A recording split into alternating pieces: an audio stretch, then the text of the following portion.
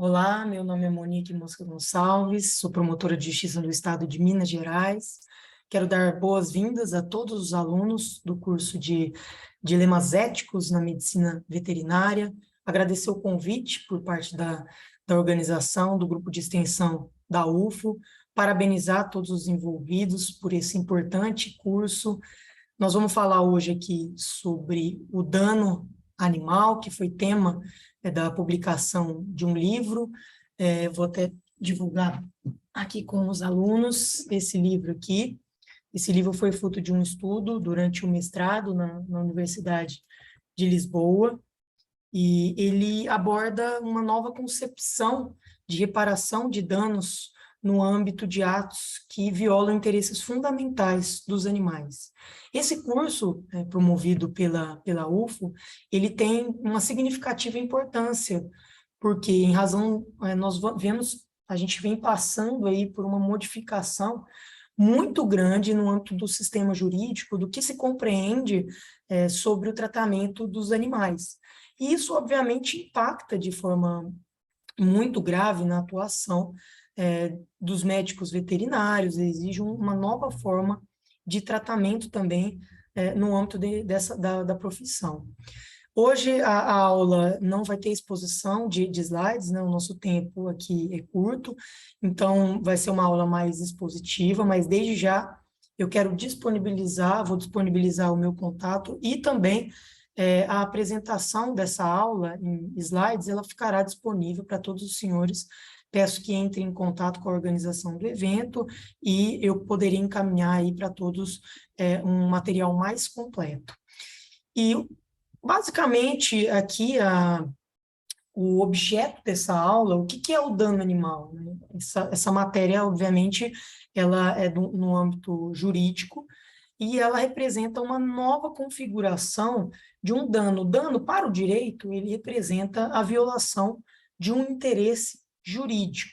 E quando a gente fala em dano animal, nós estamos falando em um novo dano, uma nova espécie de dano, que decorre principalmente da mudança da natureza jurídica do animal no nosso sistema brasileiro. O conceito de dano, do dano animal, ele se refere aqui a um ato que represente a violação dos interesses fundamentais dos animais. Como a compreensão dos animais hoje, no mundo do direito, está ligada à ideia do animal enquanto um ser senciente, dotado, então, de consciência e de capacidade de sofrimento, o dano animal, neste caso, ele representa a imposição injusta de intenso sofrimento a um ser senciente não humano. E o fundamento dessa nova disciplina do direito tem base constitucional, que a Constituição, ela é a nossa lei maior, é a lei mais importante que existe no sistema jurídico. A Constituição, desde 1988, ela tem um dispositivo que protege os animais, que está lá no artigo 225, parágrafo 1º, inciso 7º. Esse dispositivo, ele diz que é vedado na forma da lei as práticas que submetam os animais à crueldade.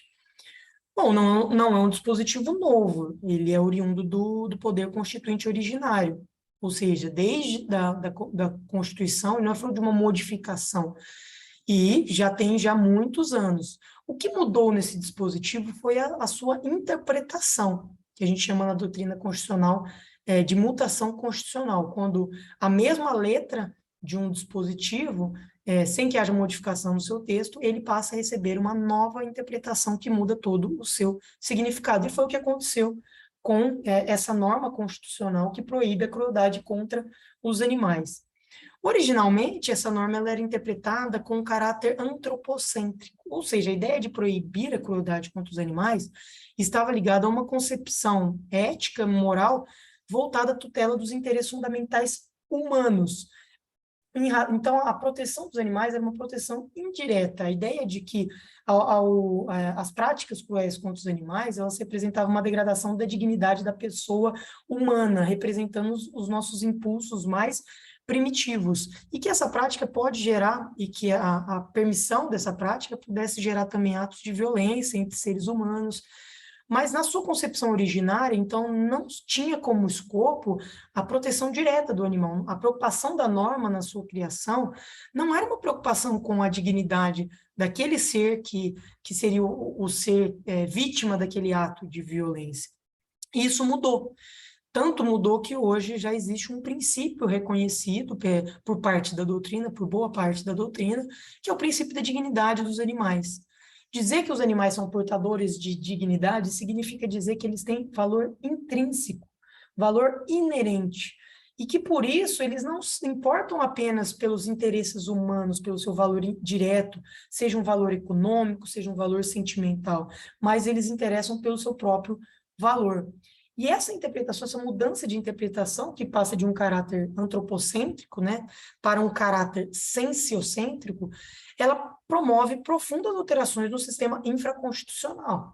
Então, para quem não conhece o sistema jurídico, a Constituição, por ser a nossa lei maior, todas as normas infraconstitucionais devem ter obediência ao texto constitucional.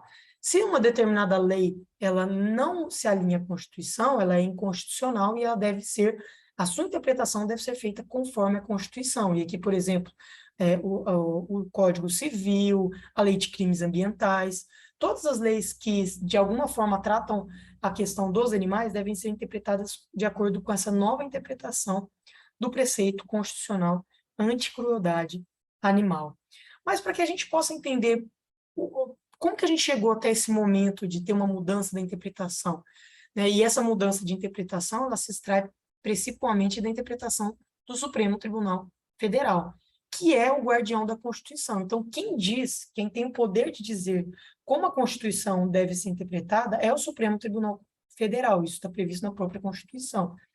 E o Supremo Tribunal Federal, especialmente naquele caso da ADIM da vaquejada, e que eu convido a todos a lerem o voto do ministro Luiz Roberto Barroso, que é um voto paradigmático no âmbito dessa nova vertente interpretativa, ele diz textualmente que a Constituição, ao proibir a crueldade contra os animais, ela resguardou o interesse dos animais contra o sofrimento. E esse novo interesse decorre da condição do reconhecimento de que os animais são seres dotados de capacidade de sentir e de sofrer com um certo grau de consciência, ou seja, que eles são seres sencientes. Mas para que o Supremo Tribunal Federal tenha chegado a essa compreensão, essa nova compreensão de interpretação, isso foi fruto de fenômenos, né, de pressupostos que são oriundos de outras áreas da ciência. A primeira delas foi a filosofia. Então, todo mundo que se dispõe a estudar o direito animal, a ética animal, tem que estudar os livros, as compreensões filosóficas, que foram o grande fundamento da mudança dessa interpretação. Então, tem que estudar o livro do Peter Singer, do Tom Regan, para entender o que hoje se compreende sobre o tratamento dos animais no âmbito da filosofia. Então, seja no direito ou na filosofia, a compreensão clássica sempre foi de uma proteção indireta aos animais, através dessas normas anti-crueldade. A ideia de resguardar o interesse humano, mas não o interesse direto dos animais. E isso veio a mudar de uma forma mais significativa, principalmente a partir do pensamento do Peter Singer, através da sua obra Libertação Animal, quando ele defende o princípio da igual consideração de interesses e defende a significância moral do sofrimento dos animais. Então, pela primeira vez, um filósofo de peso defende uma teoria de uma proteção direta para os animais, não uma proteção baseada no interesse humano, seja em questões de compaixão, seja em questões de prevenção de violência entre seres humanos. Depois do Peter Singer, vieram vários outros filósofos que foram amadurecendo essa ideia. O Tom Regan, por exemplo, ele foi o criador da vertente que a gente conhece como vertente abolicionista. Ele foi além do Peter Singer para dizer que os animais eles são dotados de dignidade, que por isso seria proibida a sua instrumentalização. Só que a teoria do Tom Regan não tem como ser concretizada na prática, porque nós ainda exploramos os animais para diversas finalidades, e que por isso, para que se pudesse defender um princípio da dignidade animal muito semelhante ao princípio da dignidade humana, teriam que ser extintas todas as formas de exploração dos animais, para a produção de alimentos, para a experimentação científica, para vestimenta. Então, tudo isso não poderia ser feito caso se adotasse eminentemente um princípio da dignidade animal tal qual a dignidade humana. E não é essa compreensão que se extrai hoje. A ideia de uma dignidade animal é uma ideia de uma dignidade própria, consentânea com a sua condição de ser senciente, consentânea com a sua personalidade natural, que é diferente da personalidade de nós, seres humanos. Além dessa mudança na filosofia, outras duas mudanças no âmbito extrajurídico impulsionaram essa mudança da interpretação do sistema constitucional.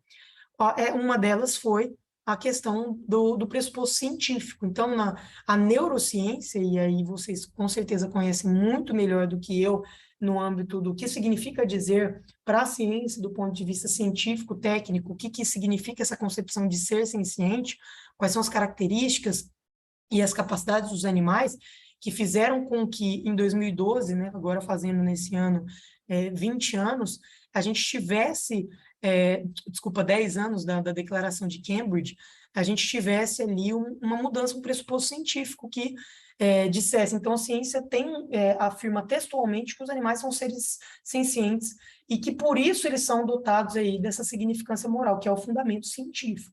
Então, a partir dessa mudança também da concepção científica, que veio se aprimorando ao longo dos tempos, né? O Donald Bloom, que é uma grande referência da Universidade de Cambridge, já se tem a confluência entre o que era dito na filosofia e o que a própria ciência afirma agora, através principalmente desse texto que é mundialmente conhecido, que é a Declaração de Cambridge. Mas, além desses dois pressupostos, nós temos um último pressuposto, que é o pressuposto cultural. O que a gente verifica é que nos últimos anos, nos últimos 20 anos principalmente, houve uma mudança muito grande da forma de relacionamento humano com os animais, principalmente com os animais de companhia. Então, através dos laços de afeto que foram se intensificando, houve uma mudança do ponto de vista fático da forma com que a gente se relaciona com essas espécies de animais. E isso fez com que o grau de sensibilização pública para a proteção jurídica dos animais fosse muito mais fortalecido. Então, hoje, quando a gente vê um ato de violência na mídia contra um cão, contra um gato, isso gera uma repulsa social muito grande, né? E isso é fruto justamente dessa questão sociocultural. Hoje, a grande maioria das pessoas tem pelo menos um cão ou gato dentro de casa, e as pessoas tratam esses animais como membros da família e não como propriedade. E tem um amor muito grande. E isso fez com que, do ponto de vista fático, houvesse uma demanda social muito grande, e uma demanda social e política também. Não por outra razão que a gente teve essa modificação na lei penal, recentemente, para aumentar a pena do crime de maus-tratos quando a vítima for cão ou gato. Então, com base nesses três pressupostos, é que se mudou a interpretação da Constituição nesse preceito que dizia, que já há muitos anos diz que é proibida a prática de atos cruéis contra os animais. Mas esses são os pressupostos extrajurídicos, então o pressuposto filosófico, o pressuposto científico e o pressuposto cultural. Mas do ponto de vista jurídico, qual que é o grande pressuposto para a gente poder falar hoje no princípio da dignidade dos animais, nessa nova compreensão de uma dignidade própria, consentânea com a sua condição de ser senciente? O grande pressuposto jurídico é a mudança da natureza jurídica dos animais. Então, os animais, até há pouco tempo, e isso é uma compreensão que vem desde os primórdios do direito, há mais de 3.000 anos, que tem essa compreensão dos animais enquanto propriedade, isso mudou agora recentemente. Não que os animais deixem de ser, em alguns casos, propriedade, porque dizer que o animal, agora, perante a nossa Constituição, ele é um sujeito de direito, não significa dizer que, em algumas circunstâncias, ele não possa ser também objeto de relações jurídicas, que é o que ocorre. Então, dizer que o animal hoje, ele é um sujeito de direito, significa que ele tem dignidade, uma dignidade própria, e que ele tem interesses jurídicos fundamentais. E vem daí, então, dessa evolução, da junção desses pressupostos jurídicos com esse pressuposto jurídico, ou seja, o animal é um sujeito de direito, e veja bem, não só a partir da leitura da Constituição, seja através do Supremo Tribunal Federal, seja através de uma doutrina, como, por exemplo, o professor Vicente Ataíde, existem outros também que defendem o princípio da dignidade animal, mas não somente através da interpretação da Constituição, mas nós já temos leis que estabelecem textualmente essa compreensão. Em Minas Gerais, por exemplo, existe uma lei que diz que os animais são sujeitos de direitos despersonificados. E isso, veja bem, e dizer que o animal ele não é um objeto de direito, mas ele é principalmente um sujeito de direito, que ele é titular de interesses jurídicos fundamentais, isso muda completamente a disciplina jurídica. Isso exige que todos aqueles que, de alguma forma, têm uma relação com os animais, têm que tratar esses animais de uma forma diversa, em razão dessa imposição do sistema jurídico. Tem que tratar o animal com dignidade, com respeito, tem que respeitar os seus interesses fundamentais. E quais são os seus interesses jurídicos fundamentais?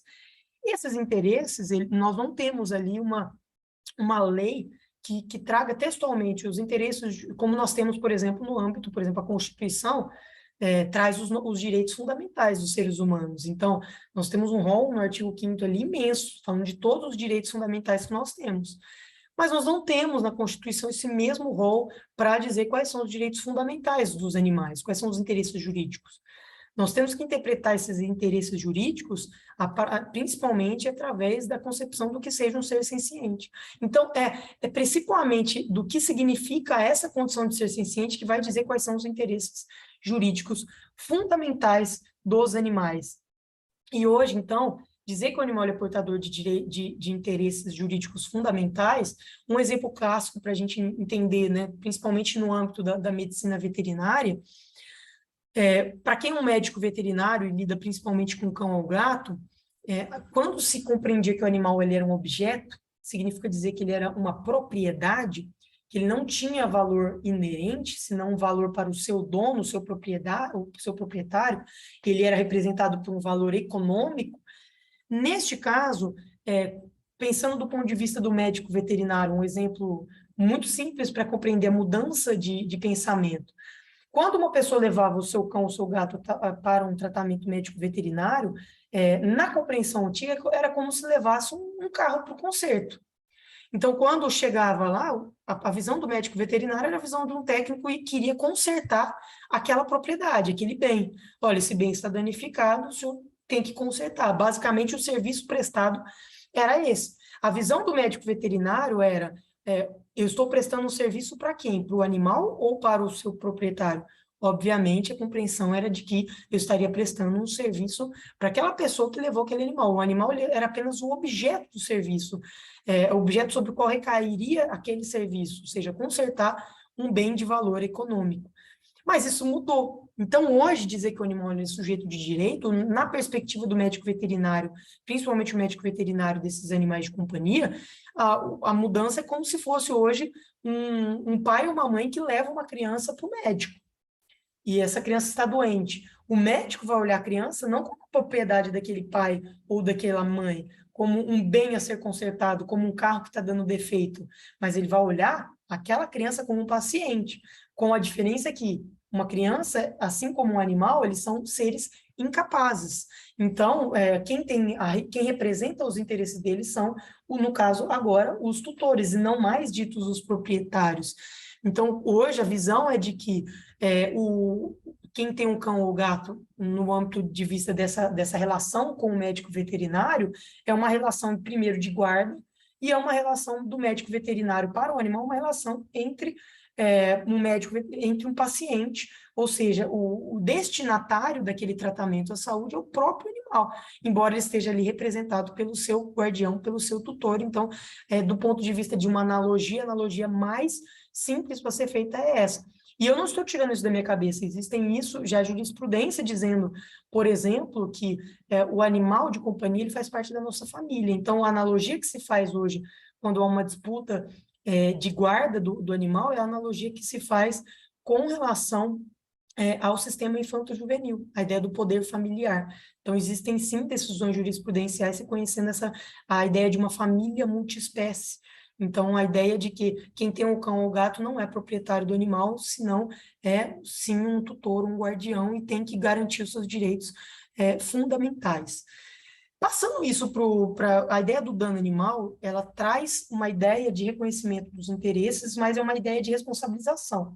Nós não estamos falando de uma tutela preventiva, mas de uma tutela, a ideia de dano é algo quando já aconteceu a violação desse interesse. E a ideia do dano, então, ela traz uma ideia de resposta do sistema jurídico a essa violação desses interesses fundamentais. Essas respostas são de duas ordens.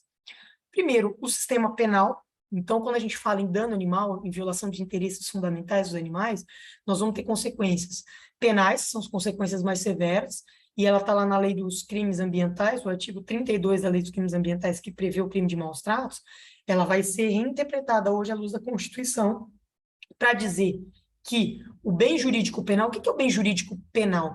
Todo crime, ele tem um bem jurídico. Porque a função do direito penal não é simplesmente imposição de pena, não é uma função de responsabilização, é uma função de proteção de bens jurídicos fundamentais. O direito penal serve para proteger bens jurídicos fundamentais da sociedade, só pode proteger aqueles mais importantes. O direito penal não pode servir para tutela de bens jurídicos que não sejam fundamentais. Então, por exemplo, quando a gente vê o crime de homicídio, qual que é o bem jurídico? A vida humana. O crime de lesão corporal humana, o bem jurídico é a integridade física humana. Neste caso, o bem jurídico penal do crime de maus-tratos, ele mudou. Então, a gente vem de uma compreensão anterior, que era uma compreensão de que o bem jurídico penal eram os interesses humanos, né, o interesse ao meio ambiente ecologicamente equilibrado, para entender que hoje o bem jurídico protegido no crime de maus-tratos é o próprio animal. O animal, ele é vítima do crime, ele não é mais um sujeito passivo do crime.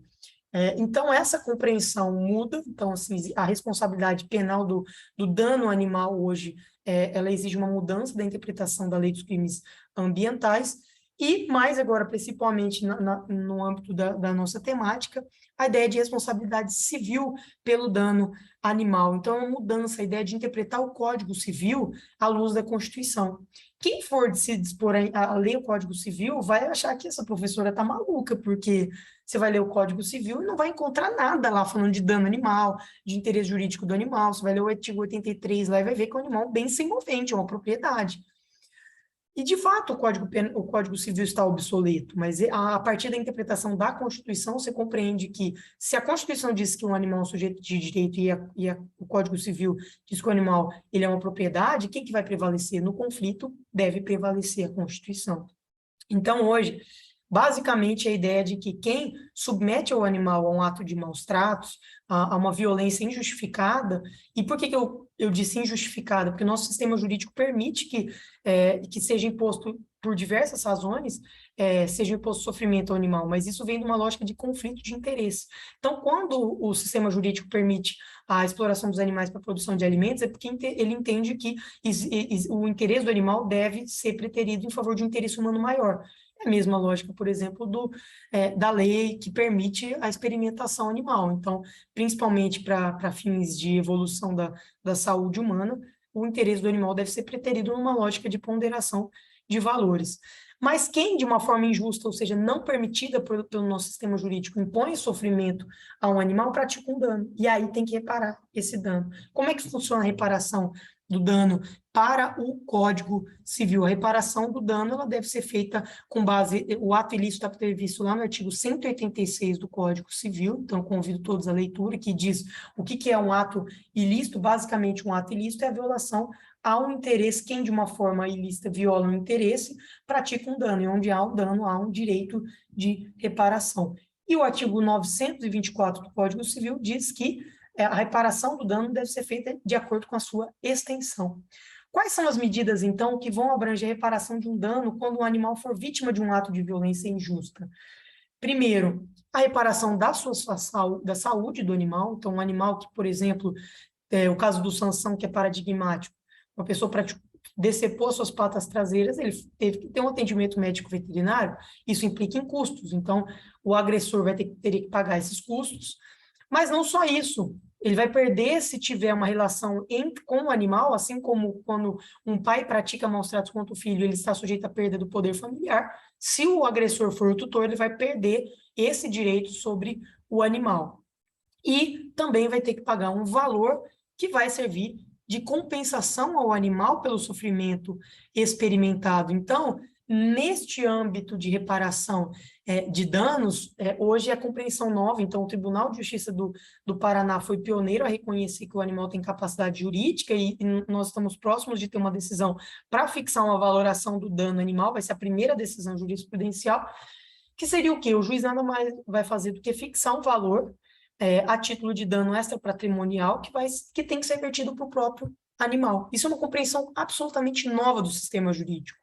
Então, quando alguém pratica um ato de violência contra o animal, viola os interesses fundamentais de um determinado ser senciente, essa pessoa tem que reparar esse dano. Então, ela vai pagar um valor que vai ser um motivo de arbitramento, e aí, nesse caso, olha a importância de evolução da medicina veterinária, dos peritos médicos veterinários, que são eles que vão nos dar norte para saber qual foi o grau de sofrimento do animal, qual foi o grau de violação ao pressuposto da ciência para fins de estabelecer um valor que vai ser depositado em conta e que tem que ser vertido para aquele animal em forma de medidas concretas para agregar o seu bem-estar.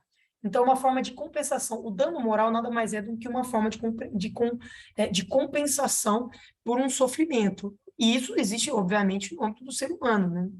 Todo mundo sabe que existem várias formas da gente sofrer dano moral, e quando alguém agride nossa dignidade humana, nós podemos cobrar também judicialmente a reparação desse dano, e existe o STJ, ele fixa isso de uma forma arbitrativa, de acordo com, por arbitramento, de acordo com o interesse violado.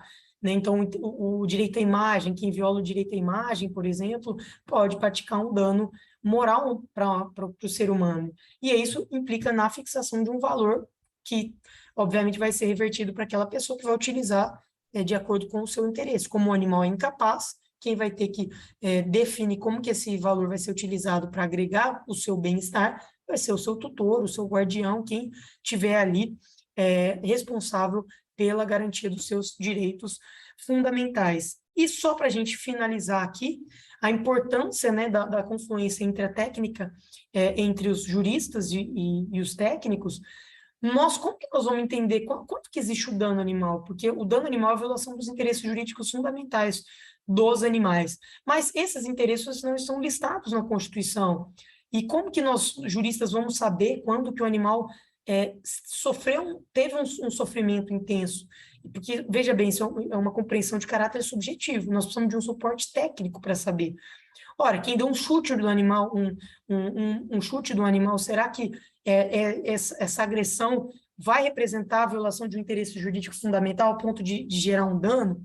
Quem, por outro lado, por exemplo, praticou uma violência, colocou fogo no animal, ou deixou o animal preso por longo período sem alimentação, ou preso, ou enfim, violou ali um interesse na liberdade, tudo isso quem vai dizer são os técnicos. É a perícia que vai dizer ali qual foi o grau de sofrimento e depende da espécie. Olha, um pássaro tem interesse fundamental em voar, então é óbvio que o mesmo ato direcionado a várias espécies, ele vai ter uma valoração diferente. Quem pega um passarinho que está na natureza e coloca numa pequena gaiola, está praticando um dano animal. Quem, por outro lado, deixa um cão dentro de um apartamento, num espaço pequeno, dependendo das circunstâncias, ele não está praticando um dano animal, porque aquela espécie, o interesse da liberdade é um interesse menor. Ele não está sujeito ao sofrimento, tal como um outro animal, cuja esse interesse à liberdade é muito maior. Nós temos alguns parâmetros? Temos, sim.